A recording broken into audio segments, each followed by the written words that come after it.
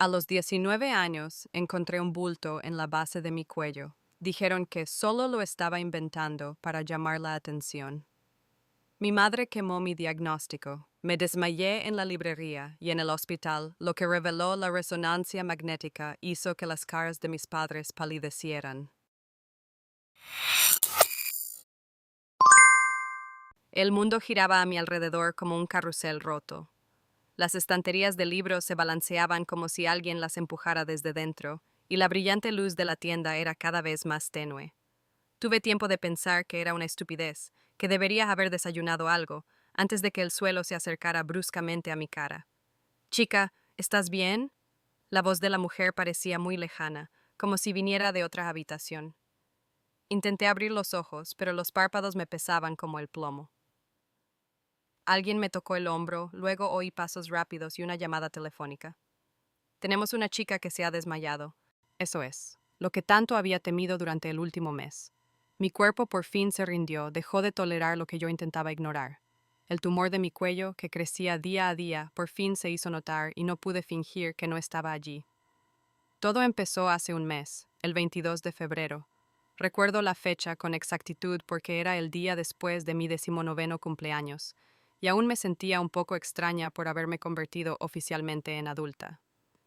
Estaba de pie frente al espejo del baño, como hacía siempre antes de acostarme, lavándome los dientes, y mi mano me tocó automáticamente el cuello. Sus dedos se toparon con algo duro e incomprensible en la base de la garganta. No dolía, pero se notaba, como una pequeña bola bajo la piel. Me quedé paralizada con el cepillo de dientes en la boca, intentando averiguar qué era. Volví a tocarlo. Sí, definitivamente había algo. Mamá, grité bajando las escaleras. ¡Ven un momento! Janice subió con cara de disgusto. Mamá siempre estaba así, cansada después de un turno de 12 horas en el Hospital St. Joseph, irritada ante cualquier petición mía que la distrajera de sus telenovelas nocturnas. Había trabajado 15 años como enfermera en la planta de cardiología y se consideraba una experta en todos los asuntos médicos. ¿Y ahora qué? Se apoyó en el marco de la puerta del baño, cruzando los brazos sobre el pecho. Aquí hay algo. Le toqué el cuello con la mano derecha. ¿Lo notas? Mamá se acercó y sus dedos recorrieron rápidamente el lugar que yo señalaba. Lo tocó varias veces, presionó un poco. Su rostro permaneció indiferente, incluso un poco aburrido. Es un ganglio linfático. Puede agrandarse debido a un resfriado o al estrés, pero es bastante grande y no estoy enferma. Caitlin. Su voz se volvió dura, de la misma forma que hablaba a los niños de 5 años que tenían miedo a las inyecciones. Soy una enfermera con 15 años de experiencia. ¿Crees que no reconozco un ganglio linfático normal? No te inventes problemas de la nada. Pero mamá, sin peros, vuelve a dormir y deja de estresarte. A tu edad, las chicas a menudo se vuelven un poco hipocondríacas. Me quedé de pie en medio del cuarto de baño, mirando mi reflejo en el espejo. Tal vez mi madre tenía razón, tal vez exageraba. Aquel tumor no me dolía, no me impedía tragar ni girar la cabeza. Pero, por alguna razón, me pareció que no era solo un ganglio linfático. Algo en los ojos de mi madre, la rapidez con la que desestimó mis preocupaciones, me pareció sospechoso. Intenté hablar con mi padre a la mañana siguiente. Roger Murphy estaba sentado en la mesa de la cocina, bebiendo café y leyendo las noticias deportivas en su tableta. Papá siempre había sido un hombre tranquilo, un mecánico que sabía más de motores que de personas. Evitaba los conflictos, sobre todo con mi madre. Papá, me senté frente a él. ¿Qué te parece lo que dijo mamá ayer? ¿Qué? Dijo sin levantar la vista de su tableta. Lo del tumor en el cuello. Ahora me miró, pero había algo parecido a la vergüenza en sus ojos. Tu madre sabe que no es así, Caitlin. Pero quizá deberías ver a un médico. Escucha a tu madre, está preocupada por ti. Papá volvió a mirar su tableta y supe que la conversación había terminado. Roger Murphy nunca contradecía a su mujer, nunca interfería en sus decisiones. Vivía según el principio de no digas demasiado, no habrá problemas. Durante las semanas siguientes, intenté olvidarlo. Estudiar en el Baker County College, trabajar a tiempo parcial en el Mabel's Café 3 veces por semana, preparar los exámenes de primavera, todo eso me quitaba tiempo y pensamientos. Pero cada mañana, cuando me lavaba los dientes, mis dedos tocaban con naturalidad la zona del cuello, y cada vez el tumor parecía un poco más grande. Empecé a mirarme más detenidamente en el espejo. Buscaba otros síntomas, otros cambios. Parecía cansarme más deprisa, me costaba más levantarme por las mañanas, aunque durmiera las 7 u 8 horas habituales. Pero tal vez fuera realmente el estrés de la sesión. Volví a intentarlo 2 semanas más tarde. Estábamos sentados en la cocina, ella tomaba café antes de su turno de mañana y yo me preparaba para ir a clase. Quizá deberíamos ir a la consulta del Dr. Wilson, solo por tranquilidad. Caitlin Murphy. Mamá se volvió hacia mí bruscamente, sus ojos verdes fríos. Siempre has sido una chica lista. No empieces ahora a hacerte la princesa enferma. Ya tengo suficientes enfermos de verdad en el trabajo como para tener que escuchar historias en casa. Sin peros, golpeó la taza contra la mesa. Solo quieres llamar la atención. Quizás sea porque tu padre y yo no pasamos tanto tiempo contigo desde que te fuiste a la universidad. Eres adulta, Caitlin, 19 años. Es hora de que dejes de buscar formas de llamar la atención a través de enfermedades imaginarias. Las palabras picaron como avispas. Enfermedades imaginarias. Atención. Miré a mi madre y no la reconocí. ¿Dónde estaba la mujer que besó mis rodillas magulladas cuando tenía 5 años? La que se sentaba junto a mi cama toda la noche cuando tenía fiebre. Tu madre tiene razón, dijo papá en voz baja, sin levantar la vista del periódico. Me senté a la mesa de la cocina y sentí que algo dentro de mí se encogía. No por el tumor en el cuello, sino por darme cuenta de que era más fácil que mis padres pensaran que me lo estaba inventando que admitir que había un problema real. Es más fácil descartarlo que sentir ansiedad. Pero el tumor no desapareció. Crecía, al igual que mi ansiedad. Empecé a buscar síntomas en Google, a leer páginas web médicas y a asustarme con los peores diagnósticos. Luego me tranquilicé. Mi madre es enfermera, debería saberlo. Pero entonces, ¿por qué tengo la sensación de que está equivocada? Empecé a ocultar mis temores. Dejé de mencionar el tumor y fingí que todo iba bien. Pero por la noche, tumbada, sentía que el corazón me latía deprisa y mi mente pensaba en lo que pasaría si se trataba de algo grave. El 15 de marzo me derrumbé. Mis padres estaban trabajando. Mi madre estaba en el turno de día y mi padre en un taller de coches. Aproveché el momento, llamé a la clínica del Dr. Wilson y pedí cita. Le dije a la recepcionista, Brandy, que era una revisión para la universidad. Por supuesto, querida, me dijo Brandy, tenemos un hueco pasado mañana a las 3. ¿Le viene bien? Sí. Colgué el teléfono y me sentí aliviada y asustada a la vez. ¿Qué dirían mis padres cuando se enteraran? Pero no podía esperar más. El Dr. Wilson era un hombre mayor que había tratado a nuestra familia desde que yo era pequeña. Siempre olía a piruletas de mentol y tenía unos amables ojos marrones detrás de unas gafas de montura dorada. Confiaba en él más que en nadie. ¿Cómo estás, Caitlin? Sonrió mientras se sentaba a la mesa. Hacía tiempo que no te veíamos por aquí.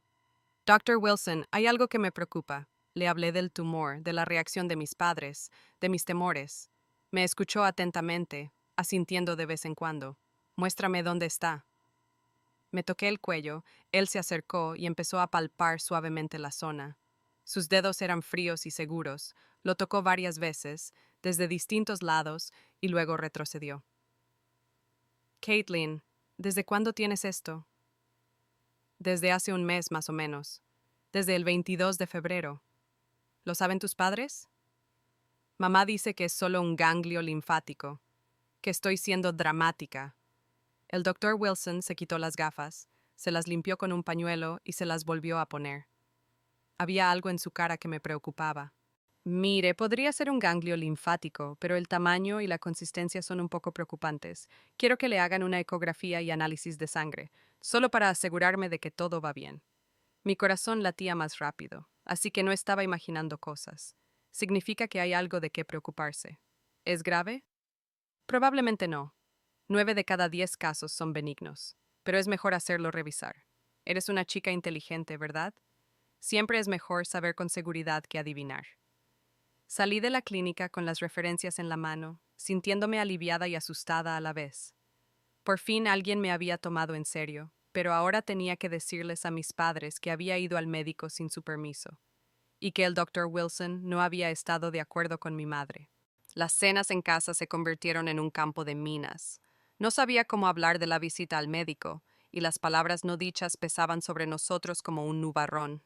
Mi madre hablaba de trabajo, mi padre de alguna avería complicada en el servicio de coches, y yo callaba y empujaba la comida en el plato. Últimamente estás rara, dijo mi madre anteayer, cuando me negué a cenar otra vez. Y has perdido algo de peso. ¿Quizá te has resfriado? Tal vez, respondí, sin levantar la vista del plato. Toma vitaminas y duerme más. La juventud no dura para siempre. Tienes que cuidar tu salud. La ironía de la situación era dolorosa. Mi madre se preocupaba por mi salud en pequeños detalles, pero ignoraba lo que realmente podía ser un problema. Y esta mañana me he despertado con dolor de cabeza y la sensación de que el mundo era un poco irreal. Todo parecía de algún modo borroso, fuera de contraste. Mi madre se fue a trabajar a las 7 de la mañana, mi padre también, y yo decidí ir a la librería Literatura y Vida a comprar un libro de texto sobre química orgánica para mi trabajo trimestral. Pensé que el aire fresco y un paseo me ayudarían. Ahora estaba tirada en el suelo, entre las estanterías de literatura romántica, y a mi alrededor se arremolinaban caras extrañas. Alguien me cubrió con su chaqueta, alguien me cogió de la mano, una mujer con un jersey rojo no paraba de decirme que la ambulancia estaba en camino. ¿Cómo te llamas, cariño?, preguntó. Caitlin, susurré. Caitlin Murphy. ¿Llamamos a tus padres? Asentí y dicté el número de mi madre en el trabajo. Me parecía extraño llamar a la misma persona que se había pasado un mes diciéndome que me lo estaba inventando todo. Pero, ¿qué otra opción tenía? Unos minutos después, oí las sirenas de una ambulancia. El hospital olía a desinfección y a algo más, quizá a miedo. Estaba tumbada en una cama estrecha de la sala de urgencias, conectada a un gotero intravenoso, mirando al techo con manchas amarillas de agua. Mi madre estaba sentada en un rincón, en una silla de plástico, tanteando nerviosamente la correa de su bolso. Papá estaba de pie junto a la ventana, con las manos en los bolsillos, mirando hacia el aparcamiento. La tensión se ha estabilizado, dijo la enfermera de guardia, comprobando el monitor. Mamá asintió, pero su rostro estaba inusualmente preocupado. No dejaba de lanzarme miradas rápidas, como si intentara averiguar si tenía algo más que decir. Pero yo permanecía en silencio. Caitlin, dijo por fin, ¿puedes decirme cómo te sentías antes de desmayarte? Mareada, lo mismo que he estado sintiendo durante días. ¿Por qué no me lo dijiste? Giré la cabeza y la miré. ¿De verdad? ¿De verdad me pregunta por qué no se lo dije? Lo hice. Dijiste que me lo estaba inventando. Mamá se dio la vuelta y sus mejillas enrojecieron ligeramente. Papá no se apartó de la ventana. El doctor Patel llegó media hora más tarde, un hombre bajo, de sienes grises y ojos cansados. Miró los resultados de los análisis de sangre que le habían hecho en la ambulancia y luego me miró a mí. Caitlin, ¿puedes contarme algún síntoma que te haya molestado últimamente? Volví a hablarle del tumor del cuello, del cansancio y de los dolores de cabeza. El médico me escuchó atentamente y tomó notas. ¿Podría indicarme dónde está exactamente este tumor? Me toqué el cuello. El médico se acercó y empezó a palpar suavemente la zona. Sus cejas se juntaron en el puente de su nariz. ¿Cuánto tiempo hace que lo tiene? 1 mes y medio. ¿Y ha visto a un médico? Vi al doctor Wilson hace una semana. Me recomendó un examen. El doctor Patel miró a mamá. ¿Por qué no te lo has hecho mirar? Mamá volvió a sonrojarse. Pensé que no era tan grave. Soy enfermera y pensé, ¿dónde está la remisión? Hubo una larga pausa. Mamá miró al suelo. Yo los tiré. ¿Los tiraste? El doctor Patel enarcó una ceja. Pensé que el doctor Wilson iba a lo seguro, que era un ganglio linfático normal. Miré a mi madre y se me cortó la respiración. No se limitó a ignorar mis quejas. Mamá, le dije en voz baja, tú los quemaste, ¿verdad? Mamá me miró bruscamente. ¿Qué? Vi las cenizas en la chimenea por la mañana, después de contarte lo de la visita del médico, y el olor a papel quemado. Quemaste mis referencias. Papá se apartó por fin de la ventana. Tenía la cara pálida. Creía que estaba haciendo lo correcto. Mi madre se levantó de la silla. No quería que se asustara por nada. Intentaba protegerla. ¿Protegerla? Mi voz era más alta de lo que pretendía. ¿Destruiste el historial médico para protegerme? Caitlin, cálmate. No. Me senté en la cama, ignorando el goteo. Llevo un mes diciéndote que algo iba mal. Durante un mes me descartaste, me llamaste hipocondríaca, dijiste que buscaba atención. Y cuando el médico por fin me escuchó, destruiste su remisión. El doctor Patel se quedó callado junto a la puerta, observando nuestro drama familiar. Finalmente, se aclaró la garganta.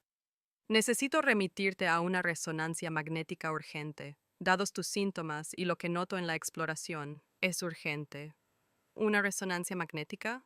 Papá habló por primera vez en la última hora. Sí, y recomendarías hacerla hoy. Pero es solo un ganglio linfático, señora Murphy. El doctor Patel se volvió hacia ella. Con todo el respeto a su experiencia médica, esto no parece un ganglio linfático normal. El tamaño, la consistencia, los síntomas que lo acompañan, todo esto requiere un examen detallado. Las 2 horas siguientes se prolongaron como varios días. Resonancias, pruebas, esperas. Mamá intentaba entablar conversación, pero yo no contestaba. Papá caminaba por los pasillos del hospital, compraba café en la máquina expendedora, miraba el teléfono. Cuando el doctor Patel volvió con los resultados, su rostro estaba serio.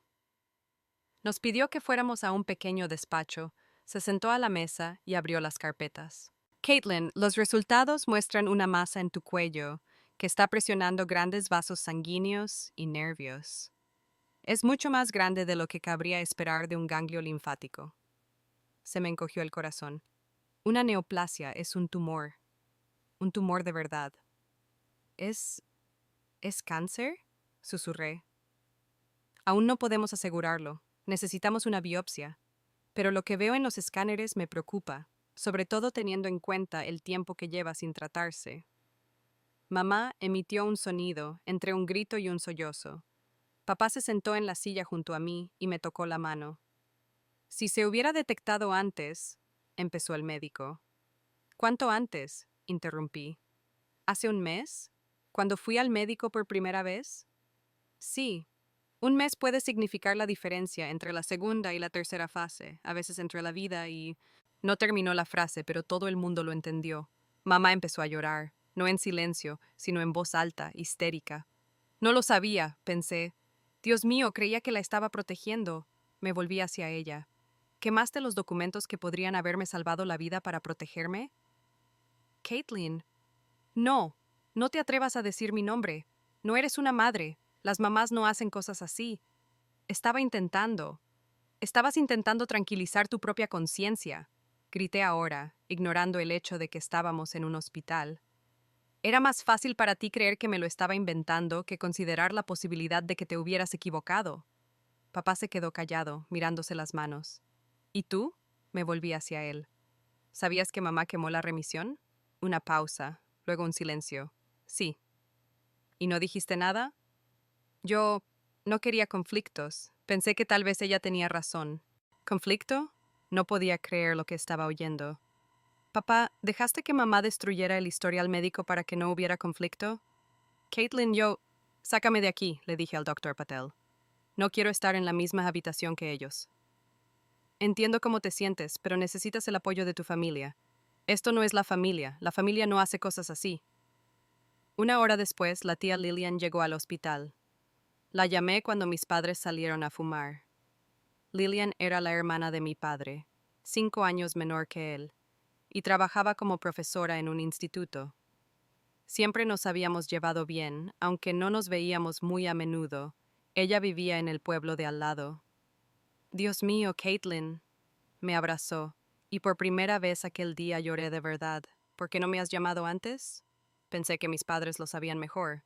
Lillian me miró con sus ojos grises, iguales a los de papá, pero más cálidos. Cuéntamelo todo, desde el principio. Lo conté, sobre el tumor, sobre la reacción de mis padres, sobre los documentos quemados. Lillian escuchaba, a veces moviendo la cabeza, a veces frunciendo los labios. ¿Dónde están ahora? Hablando con el médico. Mamá llora y dice que no lo sabía. Papá no dice nada. ¿Cómo te sientes? Asustada. Y enfadada, muy enfadada. Lillian asintió. Tienes derecho a estar enfadada. Lo que hicieron fue inaceptable. Cuando sus padres regresaron, Lillian se levantó y se volvió hacia ellos, con voz tranquila pero fría. Janice. Lillian, mamá se secó los ojos con un pañuelo. Me alegro de que hayas venido. Caitlin necesita apoyo. Sí, lo necesita. La pregunta es de quién. ¿Qué quieres decir? Quiero decir que no has apoyado a tu hija durante el último mes. Al contrario. Papá bajó la cabeza. Lillian, hicimos lo que creímos mejor. Roger, eres mi hermano y te quiero, pero lo que hiciste fue una traición a la confianza de una niña. Caitlin confiaba en ti, y tú antepusiste tu propia tranquilidad a su salud. No sabíamos... Janice, Lillian se volvió hacia su madre. Eres enfermera. Sabes lo que significa destruir historiales médicos. No es solo un descuido, es una elección consciente. Mamá empezó a llorar de nuevo. Tenía miedo. Temía que pudiera ser algo grave. Era más fácil para mí creer que se lo estaba inventando. Y por culpa de tu miedo, tu hija podría haber muerto. Las palabras flotaban en el aire, duras e irrefutables. Papá levantó la vista con los ojos enrojecidos. ¿Qué hacemos ahora? Harás lo que diga el médico, dijo Lillian, y dejarás de tomar decisiones por Caitlin. Es adulta y, después de lo ocurrido, tiene derecho a decidir por sí misma quién la va a apoyar. Miré a mi tía con gratitud. Quiero que Lillian sea mi apoderada, le dije al doctor Patel cuando regresó. Ella tomará las decisiones si yo no puedo. Mamá volvió a sollozar, pero no se opuso. Ya veo, dijo el médico. Tenemos que hacer la biopsia y empezar el tratamiento lo antes posible. Por la noche, cuando todos los trámites estaban resueltos, Lillian se sentó junto a mi cama. ¿Cómo te sientes realmente? No lo sé. Todo está mezclado. Miedo, rabia, alivio de que por fin alguien me escuche. Es normal, tienes derecho a todos estos sentimientos. Lillian, ¿y si es cáncer? ¿Y si es demasiado tarde por su culpa? ¿Por lo que ha pasado? Mi tía tomó mi mano entre las suyas. Entonces lucharemos, juntos, pero no debemos ponernos en el peor de los casos hasta que sepamos los resultados de la biopsia. ¿Y si tus padres quieren...? Me interrumpió Caitlin. Ya no eres una niña pequeña que depende de sus decisiones. Lo que pasó te demostró que a veces los adultos se equivocan. Muy seriamente equivocados. Tu tarea ahora es mejorar. Lo demás es secundario. A última hora de la noche, cuando todos se fueron a casa y yo me quedé en observación en el hospital, me quedé tumbada mirando el techo oscuro. Me sentí como si hubiera envejecido varios años en un solo día. Mi infancia terminó en el momento en que me di cuenta de que los padres no solo pueden equivocarse, sino también hacerte daño deliberadamente, tratando de apaciguar su propia conciencia. Pero había otra cara de la moneda. Por primera vez en mi vida, me defendí. Por primera vez, dije a mis padres lo que pensaba sin miedo a decepcionarlos. Y había una persona que me apoyaba. Los resultados de la biopsia llegaron en 3 días, que parecieron 3 años. El doctor Patel estaba sentado frente a mí en el mismo despacho donde habíamos estado antes, con una carpeta en las manos y tratando de encontrar las palabras. Caitlin, es un linfoma folicular, dijo por fin. Es un tipo de cáncer del sistema linfático. La buena noticia es que es de crecimiento relativamente lento. La mala es que ya se ha extendido a varios ganglios linfáticos. La palabra cáncer sonó como un trueno en la habitación. Mamá sollozó y cogió un pañuelo. Papá permanecía inmóvil, mirándose las manos. Lillian me apretó la mano. ¿En qué fase?, pregunté. Mi voz sonaba extrañamente tranquila. Estadio 2, con transición al 3. Si hubiéramos descubierto esto hace un mes... No terminó, pero lo comprendí. Hace un mes, habría sido la segunda etapa. Un mes durante el cual mi madre quemó mis referencias y me convenció de que me lo estaba inventando. ¿Y ahora qué?, preguntó Lillian. Cirugía para extirpar los ganglios accesibles y luego quimioterapia. El pronóstico es bastante bueno si empezamos el tratamiento inmediatamente. Mamá habló por fin. Doctor, ¿cuánto tiempo tardará? ¿Cuánto durará el tratamiento? Unos 6 meses de terapia activa. Tal vez más, dependiendo de cómo reaccione su cuerpo. 6 meses. Medio año de mi vida, que podría haberme ahorrado si mis padres me hubieran escuchado desde el principio. Quiero empezar cuanto antes, dije. La operación estaba prevista para la semana siguiente. Para entonces ya podía irme a casa, pero le pedí a Lillian que me llevara a su casa. La idea de pasar una semana en la misma casa donde mi madre había quemado mi historial médico me parecía insoportable. Caitlin, sabes que queremos estar a tu lado, se plantó mi madre en el pasillo del hospital, retorciendo la correa de su bolso entre las manos. Sois mis padres biológicos, repliqué. Pero los padres de verdad no hacen lo que hicisteis vosotros. Podemos arreglarlo. No, no podéis. No puedes traer de vuelta ese mes. No puedes cambiar el hecho de que el cáncer se ha extendido. Papá se acercó. Hija, entiendo que estés enfadada. No me llames hija, me volví hacia él. Las hijas confían en sus padres, y yo no volveré a confiar en ti. Era cruel, pero era la verdad. Algo dentro de mí se rompió para siempre aquel día en el hospital, cuando me enteré de los documentos quemados. La casa de Lillian era pequeña pero acogedora. Vivía sola tras su divorcio hacía 3 años. Tenía 2 habitaciones de invitados, una de las cuales utilizaba como despacho en casa. Me instalé en la segunda, una habitación luminosa con grandes ventanas y estanterías repletas de libros. Siéntete como en casa, me dijo Lillian mientras me ayudaba a deshacer la maleta. Y no te preocupes por tus padres. Llaman varias veces al día, pero les dije que solo dejaría mensajes cuando tú quisieras. Gracias por todo. De nada. Eres mi sobrina, la única familia que me queda después de lo que les pasó a tus padres. Por la noche, nos sentamos en la cocina, bebiendo té y hablando. Lillian me habló de su trabajo en la escuela, de los alumnos que le recordaban a mí a esa edad. Me encontré pensando que así es como debería ser en casa. Tranquila, sin tensiones constantes.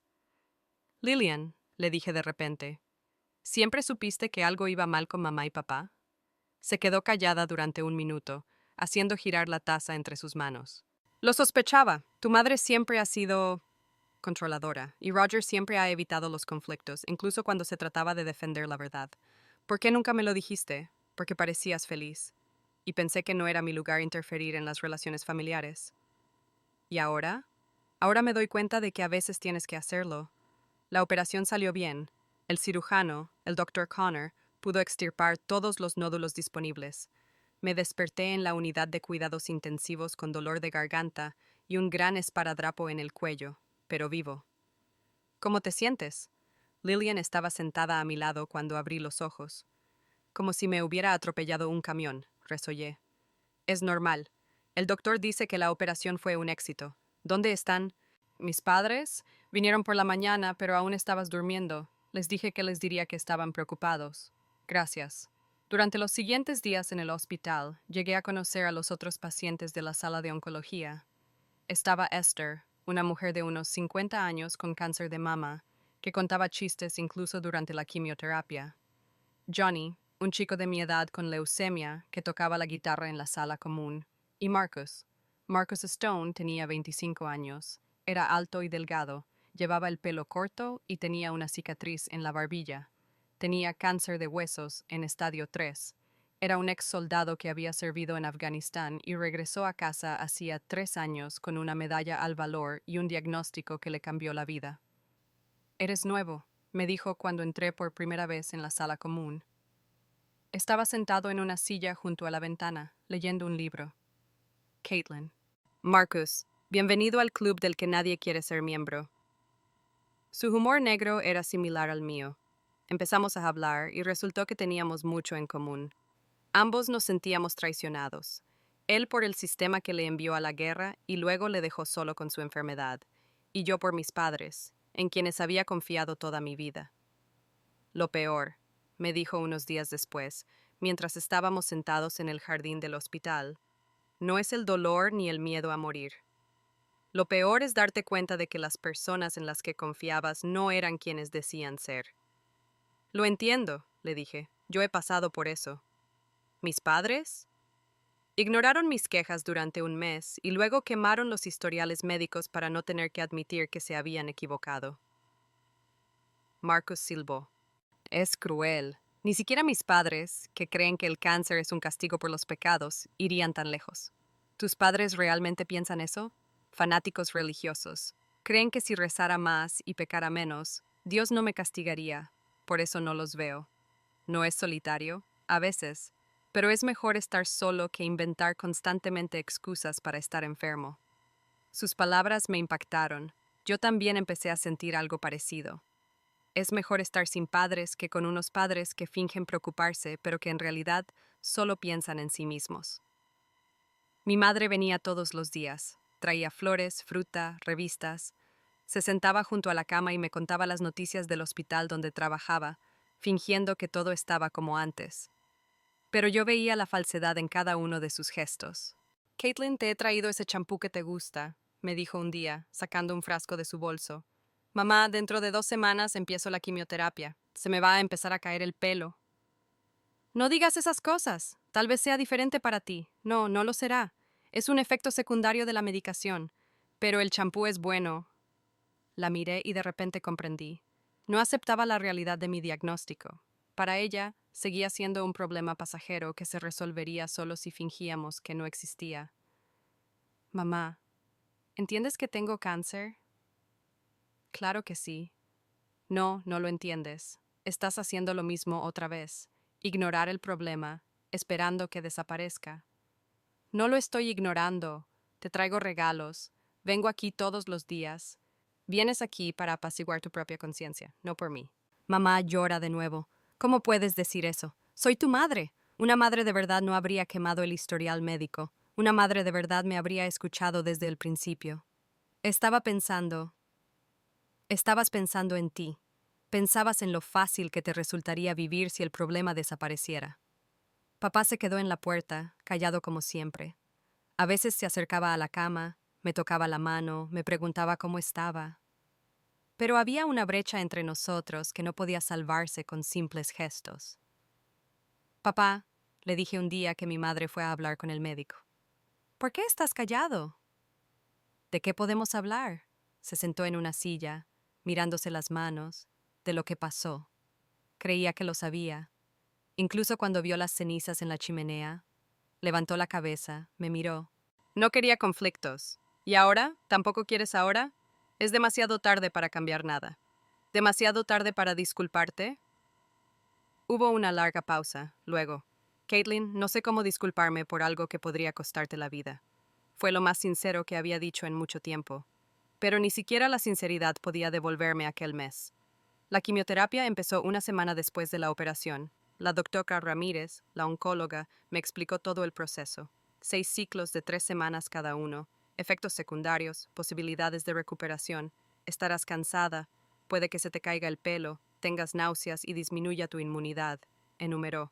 Pero tu cuerpo es joven y tenemos muchas posibilidades de lograr la remisión. Pasé el primer día de quimioterapia en la silla junto a Marcus. Ya iba por el 4.º ciclo y parecía cansado, pero no destrozado. ¿Qué se siente?, le pregunté cuando la enfermera conectó el gotero. Como un veneno que se supone que te va a salvar la vida, sonrió. Pero te acostumbras. ¿Te da miedo? Al principio sí, luego te das cuenta de que no tienes elección. ¿Es esto o...? No terminó, pero lo entendí. Marcus, ¿tienes a alguien? ¿Una novia? ¿Una esposa? Sí, Jessica. Pero cuando se enteró del diagnóstico, dijo que no estaba preparada para semejante prueba. Lo siento. No lo sientas. Es mejor descubrir la verdad sobre una persona ahora que vivir haciéndose ilusiones. Sus palabras me golpearon de nuevo. Parecía que la enfermedad tenía una propiedad inesperada. Mostraba a las personas tal como eran. Sin máscaras, sin educación, sin responsabilidades. En 2 semanas se me empezó a caer el pelo. Primero unos mechones, luego más y más. Una mañana me desperté y mi almohada estaba cubierta de pelo. ¿Quieres ir a comprarte una peluca?, sugirió Lillian. Quiero un pañuelo, o un pañuelo. No quiero fingir que estoy bien. Lo entiendo. Mamá volvió a llorar cuando me vio calva. Mi niña. No soy una niña, dije secamente. Eso no ayuda. Pero has cambiado tanto. Sí, lo he hecho. Y está bien. Las niñas pequeñas confían en los adultos. Yo ya no confío en ellos. Se secó los ojos y trató de sonreír. ¿Te compro un pañuelo bonito? ¿O un sombrero? Mamá, la miré a los ojos. Deja de intentar arreglar lo que no tiene arreglo. No quiero tus regalos, no quiero tus falsos cuidados. Quiero que entiendas que hiciste lo que hiciste, y ambos tenemos que vivir con ello. Pero soy tu madre. No. Eres la mujer que me dio a luz. No es lo mismo. Ese día se fue antes de lo habitual, y no me sentí culpable, sino aliviado. Por primera vez en mi vida, le dije a mi madre lo que pensaba sin miedo a disgustarla. Bien por ti, resumió Marcus cuando le conté la conversación. La atención fingida es peor que la indiferencia sincera. ¿Cómo aprendiste a ser tan directa? El cáncer te enseña. Cuando te das cuenta de que puede que no te quede mucho tiempo, dejas de malgastarlo en tonterías, incluyendo relaciones falsas. Le miraba y pensaba que quería ser tan fuerte como él. No hacer el papel de niña buena que siempre se disculpa e intenta agradar a todo el mundo, sino ser yo misma, aunque a alguien no le guste. Al final del tercer ciclo de quimioterapia, dejé de aceptar visitas de mis padres. Le pedí a Lillian que les dijera que quería concentrarme en el tratamiento y que su presencia me distraía. Por primera vez en mucho tiempo, estaba completamente segura. Y era cierto. Sin los constantes intentos de mis padres por arreglar la situación, por fin podía centrarme en lo principal: mejorar. Remisión. El doctor Ramírez pronunció la palabra con una sonrisa que pocas veces había visto en los últimos meses. El último escáner mostró que el tumor ha desaparecido. Los análisis de sangre son normales y los ganglios linfáticos no están inflamados. Lo has hecho bien, Caitlin, dijo cerrando la carpeta con los resultados. Tu cuerpo ha respondido bien al tratamiento. Me senté en su despacho y sentí un extraño vacío en lugar de alegría. Habían pasado 6 meses de lucha, pero ¿qué era lo siguiente? No quería volver a mi antigua vida. Aquella niña que buscaba la aprobación de sus padres y temía decepcionarlos había muerto junto con las células cancerosas. ¿Y ahora qué?, pregunté. Revisiones periódicas cada 3 meses, un estilo de vida saludable. Y vive, Caitlin, simplemente vivir. Marcos terminó su tratamiento una semana antes que yo. Su pronóstico era peor, pero él también había logrado la remisión. Estábamos sentados en una cafetería cercana al hospital, celebrando nuestra graduación del departamento de oncología. ¿Algún plan?, me preguntó, removiendo su café. Mudarme. Quiero terminar mis estudios, pero no aquí, no en la ciudad, donde hay recordatorios de lo que pasó en cada esquina. Entiendo. ¿Y tus padres? No lo sé. Tal vez algún día pueda hablar con ellos. Pero no ahora. Estoy planeando ir a California. Allí hay un programa de rehabilitación para veteranos y quiero intentar convertirme en consejero para gente como yo. ¿Para ayudar a otros? Sí. Resulta que cuando pasas por el infierno, puedes convertirte en un guía para los que aún están en él. Sus palabras se clavaron en mi cabeza. ¿Quizás mi infierno pueda convertirse en algo útil para otros? Lillian me ayudó a encontrar una universidad en Portland, Oregón.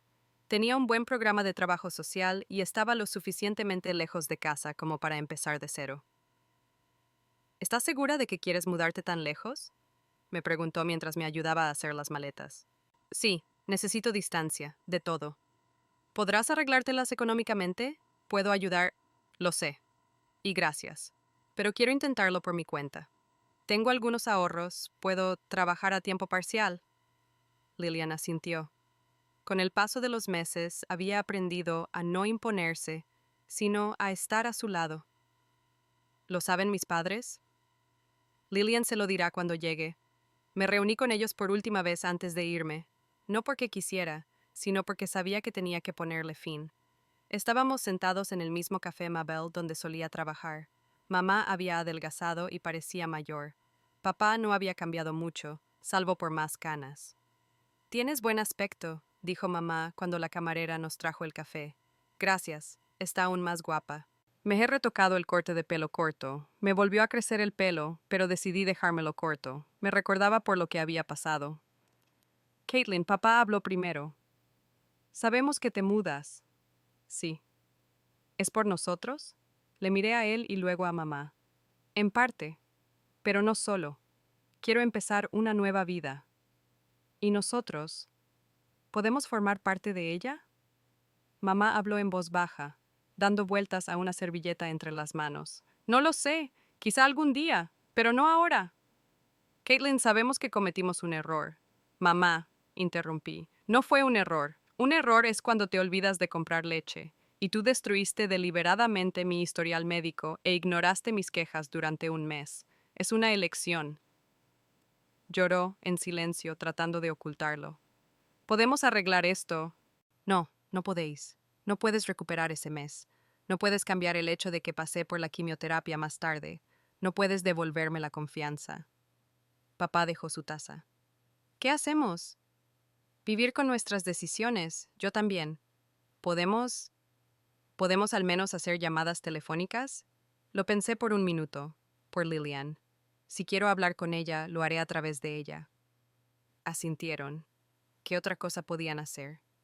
Cuando salíamos del café, mi madre me abrazó de repente. Te quiero, susurró. No importa lo que pienses de mí, te quiero de verdad. Lo sé, respondí, sin devolverle el abrazo, pero el amor no basta para justificar lo que hiciste. Portland me recibió con lluvia y niebla. Alquilé un pequeño apartamento cerca de la universidad, conseguí un trabajo a tiempo parcial en una librería y empecé una nueva vida. Al principio fue duro. Estaba acostumbrado a estar rodeado de gente. Primero mis padres, luego Lillian, los médicos, otros pacientes. Ahora estaba solo, y el silencio de mi apartamento a veces parecía ensordecedor. La universidad resultó ser más difícil que el colegio. Los profesores eran más exigentes, la carga de trabajo era mayor, pero me encantaba el programa de trabajo social. Por primera vez estudiaba algo que tenía sentido después de todo lo que había pasado. Mis compañeros eran diferentes. La mayoría eran estudiantes normales que venían después de la escuela y aún no sabían lo que querían de la vida. Pero había otros, los que venían aquí después de sus propios traumas, que querían ayudar a la gente porque ellos mismos habían pasado por experiencias dolorosas. Pareces mayor de la edad que tienes, me dijo Jaina, una chica de un grupo paralelo, cuando tomábamos un café después de una conferencia sobre la psicología del trauma. La gente suele decir eso. Yo también me sentí así después de algunos acontecimientos, como si la experiencia te cambiara algo en la cara. No pregunté qué acontecimientos. En el trabajo social, aprendes rápidamente a no hacer preguntas hasta que la persona está dispuesta a hablar. Pero poco a poco empecé a hacer amigos. Amigos de verdad. No los que me hablaban porque tenían que hacerlo. Jaina, una superviviente de la violencia doméstica que ahora quería trabajar con mujeres en crisis. Carlos, que creció en un barrio pobre y soñaba con ayudar a niños de familias desfavorecidas. Nos entendíamos sin palabras. Pero lo más difícil fue la confianza. Después de lo que habían hecho mis padres, instintivamente esperaba la traición de todo el mundo. Cuando alguien decía que estaba preocupado por mí, yo buscaba una trampa. Cuando alguien se ofrecía a ayudarme, pensaba que era en su propio beneficio. Eres muy desconfiado, me dijo Alex después de habernos visto varias veces en las clases. Alex Curtis era estudiante de posgrado en el programa de psicología clínica. 26 años, delgado, con ojos marrones amables y la costumbre de apartar la mirada cuando estaba nervioso. Trabajaba como interno en el Centro de Asesoramiento para Estudiantes y venía a menudo a nuestras clases. Tengo mis razones, le contesté. Me di cuenta. Me gustó que no intentara sonsacarme detalles. No hizo el papel de salvador que tenía que ayudarme a abrirme. Se limitó a exponer los hechos y me dejó elegir. Empezamos a quedar para tomar café después de las clases. Hablamos de estudios, libros y películas. Alex me contó que llegó a la psicología después de su propia terapia. Estaba deprimido tras la muerte de su hermano pequeño en un accidente de coche. Me sentía culpable por estar vivo, me dijo un día que estábamos sentados en un parque cerca de la universidad. La terapia me ayudó a entender que era una reacción normal y que puedo utilizar esta experiencia para ayudar a los demás. ¿No tienes miedo de que te quite demasiadas fuerzas? ¿Escuchar el dolor de los demás todo el tiempo? Tengo miedo, pero me da más miedo vivir sin rumbo. Sus palabras resonaron con algo dentro de mí. Yo tampoco quería vivir sin rumbo. Quería que mi experiencia tuviera sentido. Empezamos a vernos más a menudo. Alex era diferente. No intentaba arreglarme ni salvarme. Cuando le conté lo del cáncer, se limitó a asentir y decir, debió de ser muy duro. Lo fue. ¿Quieres hablar de ello? Hoy no. Vale. Y eso fue todo. Sin exclamaciones dramáticas, sin intentos de entender cómo me sentía. Solo un reconocimiento de que había sucedido y la voluntad de esperar hasta que yo quisiera compartirlo. Cuando por fin le conté lo de mis padres, guardó silencio durante un buen rato. Entiendo por qué te cuesta confiar, dijo por fin. A veces pienso que nunca podré confiar plenamente en nadie. Quizá tú sí, o tal vez no. La confianza no es un interruptor que funciona o no, es más bien un músculo que se puede entrenar. ¿Hablas como psicólogo? No, como una persona que también aprende a confiar después de una lesión. Nos tomamos nuestro tiempo con la relación. Alex entendió que necesitaba tiempo y aprecié su paciencia. Simplemente pasábamos tiempo juntos. Íbamos al cine, preparábamos la cena, hablábamos hasta altas horas de la noche. 6 meses después de mudarnos, decidí acudir a un psicoterapeuta.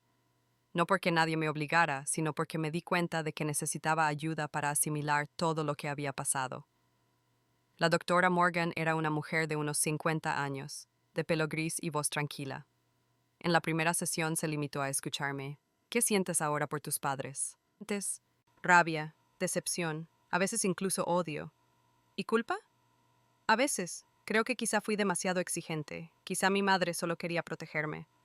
¿Qué piensas de esto racionalmente? Racionalmente, entiendo que pusieran su propia comodidad por encima de mi salud. Pero emocionalmente es difícil de aceptar. Sí, una parte de mí todavía quiere creer que son buenos padres que solo cometieron un error. La terapia fue dolorosa, pero útil. El doctor Morgan me ayudó a distinguir dónde terminan mis emociones y dónde empiezan los hechos. Tus padres son personas imperfectas con sus propios miedos y traumas, dijo en una sesión. Eso no excusa sus acciones, pero las explica. ¿Cómo vives con este conocimiento? De distintas maneras. Algunas personas perdonan, algunos ponen límites, otros dejan de comunicarse. No hay una respuesta correcta para todos. ¿Y para mí? Para ti la respuesta es aquella con la que puedes vivir sin destruirte. Después de un año en Portland, sentí que por fin empezaba a respirar libremente. Mis estudios iban bien, mi relación con Alex se profundizaba y mis amigos eran un verdadero apoyo. Pero lo más importante es que empecé a gustarme a mí misma. No era la chica sumisa que tenía miedo de decepcionar a sus padres. Has cambiado desde que nos conocimos, me dijo Alex una noche mientras preparábamos la cena en mi apartamento. ¿En qué sentido? Te has vuelto más presente. Antes parecía que una parte de ti siempre estaba en otra parte. Supongo que así era. Viví en el pasado durante mucho tiempo. ¿Y ahora? Ahora intento vivir en el presente. Lillian llamaba todas las semanas, me contaba las noticias, me preguntaba por mis estudios y me enviaba saludos de sus padres. A menudo preguntan por ti, dijo durante una de las llamadas. ¿Y qué les dices? Que estás bien, que estás estudiando, que soy feliz. ¿Y es verdad? ¿Feliz? Sí. Lillian se quedó callada. Supongo que sí. Un tipo de felicidad diferente a la de antes. Más real. Ella tenía razón. Era más feliz que cuando intentaba cumplir las expectativas de los demás. Más doloroso, pero más real. ¿Y qué pasa con ellos? Pregunté. Mamá va al psicólogo. Papá... Bueno, ya conoces a papá. Está más callado que de costumbre. ¿Se dan cuenta de lo que han hecho? Creo que mamá está empezando a entender. Papá es más difícil. Asentí, aunque Lillian no podía verme. Quizá algún día podamos hablar. Tal vez no. Pero por primera vez en mucho tiempo, no parecía el problema más importante del mundo. Tenía una vida propia. Y era buena. Han pasado 3 años desde que me mudé a Portland. 3 años en los que me gradué en la universidad, obtuve mi título de trabajadora social y empecé a trabajar en un centro de apoyo familiar. 3 años en los que aprendí a vivir con una cicatriz en el cuello que no me recordaba mi debilidad, sino mi condición de superviviente. Hoy he cumplido 22 años. El primer cumpleaños que celebré sin pensar si viviría para ver el siguiente. Las revisiones periódicas mostraban que el cáncer no reaparecía, y el doctor Ramírez por fin me dijo que podía estar tranquila. Feliz cumpleaños, me besó Alex mientras me daba una taza de café. Llevábamos un año viviendo juntos, en un pequeño apartamento con vistas al río. Cenamos en ese restaurante italiano que te gusta. Mi trabajo era duro, pero no podía imaginarme haciendo otra cosa. Los adolescentes que acudían a nuestro centro a menudo me recordaban a mí misma hace 3 años, confusos, traicionados por los adultos en los que confiaban. Hoy he tenido una sesión con Mia, una chica de 16 años cuyos padres tenían un divorcio tóxico, que la estaba utilizando como arma arrojadiza contra el otro. Mi madre dice que mi padre quiere quitarme de en medio para no tener que pagar la manutención, me ha dicho Mia. Y mi padre dice que mi madre me está poniendo en su contra. Creo que ambos me están utilizando para sus propios fines, y que estoy cansada de ser una moneda de cambio. ¿Y qué quieres hacer con este conocimiento? Son mis padres. Tengo que amarlos, ¿verdad? He oído esta pregunta mucho. Tienes que amarlos. Tengo que perdonar, como si el amor fuera un deber, no un sentimiento. Mía, ¿quién ha dicho que le debas algo a alguien? Bueno, es la costumbre. La familia es lo más importante. ¿Y si tu familia te hace daño? Entonces, no sé. El amor no es un deber, Mía, es una elección, y tienes derecho a protegerte, incluso de tu familia. Por la noche, Alex me llevó a ese restaurante italiano como había prometido. Durante el postre dijo, Caitlin, me han ofrecido un trabajo en San Francisco, en una clínica universitaria. Quiero que vengas conmigo. Mi corazón latió más rápido. ¿Y quieres aceptar la oferta? Quiero que la aceptemos juntos. Alex, ¿me estás pidiendo que lo deje todo y me mude otra vez? No, renunciar no. Te estoy pidiendo que empecemos una nueva vida, juntos. ¿Y si no quiero? Entonces no voy. ¿Y luego me vas a culpar por perder una buena oportunidad? Caitlin, nunca te culpé de nada. Esa era la verdad. Alex siempre ha apoyado mis decisiones. Lo siento. Es un reflejo. Cuando alguien sugiere un cambio, inmediatamente pienso en una trampa. Estoy haciendo esto por nosotros, porque quiero construir un futuro contigo. Miré nuestros dedos entrelazados y de repente me di cuenta de que quería hacer lo mismo. Necesito tiempo para pensarlo. Por supuesto, tómate el tiempo que necesites. De camino a casa, me toqué la cicatriz del cuello, una costumbre que me había quedado desde mi enfermedad. Antes me recordaba el miedo, ahora me recordaba la fuerza. En casa me esperaba un mensaje de Marcus. Hola Caitlin, me caso el mes que viene. Conocí a Samantha en un grupo de apoyo. Ella también es una superviviente de cáncer y entiende todos mis rincones oscuros. Quería compartir mi alegría con alguien que entiende lo que me ha costado llegar hasta ahí. Sonreí. Marcus se merecía ser feliz. Felicidades, me alegro mucho por ti. Te mereces toda la alegría del mundo. De repente me di cuenta de que eso era lo que quería, una vida en la que hubiera lugar para la felicidad a pesar de todo lo ocurrido. Al día siguiente le dije a Alex, me voy contigo. ¿De verdad? Sí, me voy, pero con condiciones. Los primeros 6 meses no vivimos juntos. Primero quiero instalarme en un lugar nuevo. De acuerdo. Y si algo sale mal, lo hablaremos honestamente. De acuerdo. Esa noche llamé a Lillian para contarle mis planes. ¿San Francisco? Eso está muy lejos de casa. Tía, Portland no está muy cerca. ¿Y tus padres? Esperaban que volvieras algún día. Tal vez lo haga, pero no ahora. Necesito encontrarme a mí misma primero. Lo entiendo. Y te apoyo. Decidas lo que decidas. Un mes después, Alex y yo nos mudamos a San Francisco. Trabajar en el centro de servicios sociales era más difícil que en Portland, pero me encantaba. Un día me remitieron a un caso que me hizo palpitar el corazón. A Ashley, de 17 años, le habían diagnosticado un tumor de tiroides, y sus padres se negaban a tratarla, creyendo que Dios se ocuparía de ello. Dicen que si creo de verdad, me pondré mejor sin médicos, decía Ashley, y que Dios dio a la gente cerebro para inventar medicinas. Durante las semanas siguientes trabajé con Ashley y su familia. Al final, sus padres aceptaron el tratamiento, pero la relación con su hija se deterioró. Están resentidos conmigo, dijo Ashley después de la primera sesión de quimioterapia. Dicen que he preferido los fármacos a la fe en Dios. ¿Cómo te sientes? Sus palabras se me quedaron grabadas, triste pero viva. Eso era exactamente lo que sentía por mis padres. Pasó un año en San Francisco. Una noche Lillian me llamó. Caitlin, necesito decirte algo. Es sobre tu madre. Le han diagnosticado cáncer de mama. El mundo se detuvo. ¿En qué etapa? Segunda. El pronóstico es bueno, pero necesita tratamiento. ¿Quiere hablar conmigo? Sí, pero tiene miedo de llamar. Dame su número. La llamaré.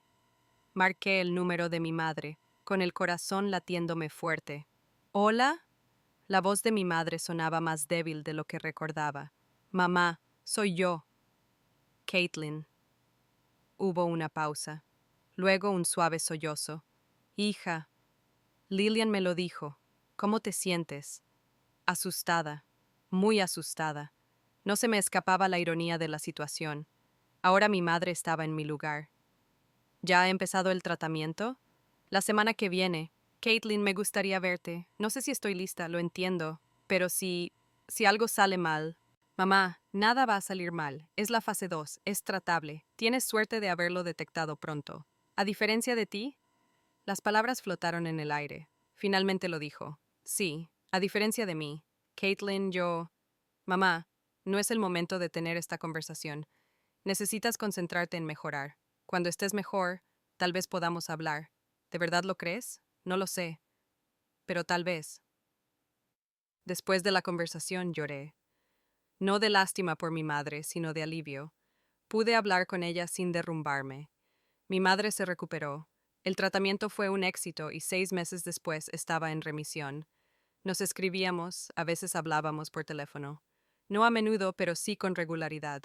No teníamos una relación plena. Mi madre nunca fue capaz de reconocer plenamente el alcance de su culpa. Papá guardó silencio, pero algo cambió. Aprendimos a existir en el mismo mundo sin destruirnos mutuamente. Comprendí que eran personas imperfectas con sus propios miedos y traumas.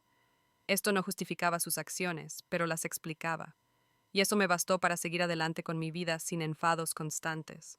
Hoy, el día que cumplo 25 años, estoy sentada en una cafetería junto al mar.